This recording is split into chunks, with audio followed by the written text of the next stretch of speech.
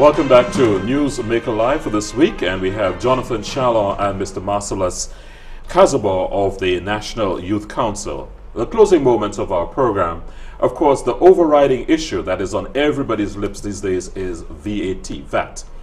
Have you sat with members of your various youth and sports councils and groups to indicate what is the national youth outlook as far as VAT is concerned?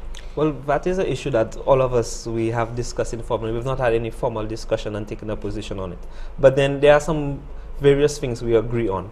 One of the final Caribbean countries to implement VAT. So we should be benefiting from the experience of other countries. You've brought that to the table, the experience. Have you researched that? No, I'm saying we as a nation should be benefiting from the experience of these other countries. Considering our world situation, it's almost inevitable that we have to implement VAT. The bottom line is that young persons will be negatively impacted by VAT. Whilst you are broadening the tax base and you have more persons who are contributing to revenue gains, young persons' purchasing power will be decreased, because the majority of our young persons will not don't have an income. They don't pay income tax. They won't pay an environmental levy tax, for instance. So the various taxes that provide the opportunity for us to remove and put strictly on goods and services, you find that young persons will not benefit from that. So you find their purchasing power has decreased significantly.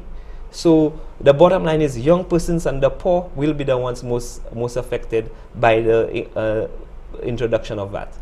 Well, Jonathan, is that totally true? Because, I mean, I've been reading about the whole VAT issue and, how the taxation is sort of worked out. And it seems to me that in most of the countries, there has been, every precaution taken to ensure that, the poor and, maybe young persons can be considered in that category are not negatively impacted, as you say. I don't think it's totally an issue as cut and dry as you say. Well, with an increased tax, or with a tax on goods and services that did not previously exist, quite naturally there's going to be an increase in spending. And that's basically the angle we're taking it from. This is not necessarily a gloom and doom situation, but it will adversely affect those who have already been struggling to access certain goods and services. And so what we feel that needs to really happen is again, an education process for us as a nation. And if we're talking about young people between the age bracket of, say, 10 to about 20, even that age bracket needs to know exactly what's about to happen with the implementation of that, so that they understand the consequences that will arise.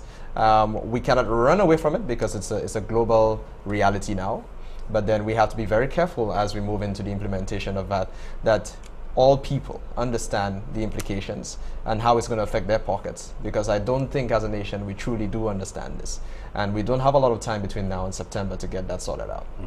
But I do hope that you will take the advantage of having to preview the other countries and what has happened and bring the issue to the table in a more diversified way, rather than just the cut and dry. Yeah. Sure. We are going to be losing. Just one more thing on the VAT. If we're going to have that increase in revenue, I'd like to see an increase in spending on youth development issues. If we're saying we're raising that revenue and we're going to create that safety net for our youth and poor, we would like to see an increase in revenue. So I'm hoping after budget, the Ministry of Youth and Sports and probably the NYC can benefit from an increase in budget. Well, Jonathan, all I could say to you and to Mr. Kazabor is that advocacy and lobbying, and you can get the right amount that you're looking for, an increase for the budget related to issues for young people. Thank you very much, gentlemen, for being here. Thank you, Jerry. It's a and pleasure. I hope we will have another opportunity to talk about, not only issues related to Youth Month, but to other issues related to young people in St. Lucia. Thank you very much for being here. Thank you. We'll be back in just a moment, and this time we're looking at Library Week. We have sort of moved away from librarians because it has a fuddy-duddy type of connotation.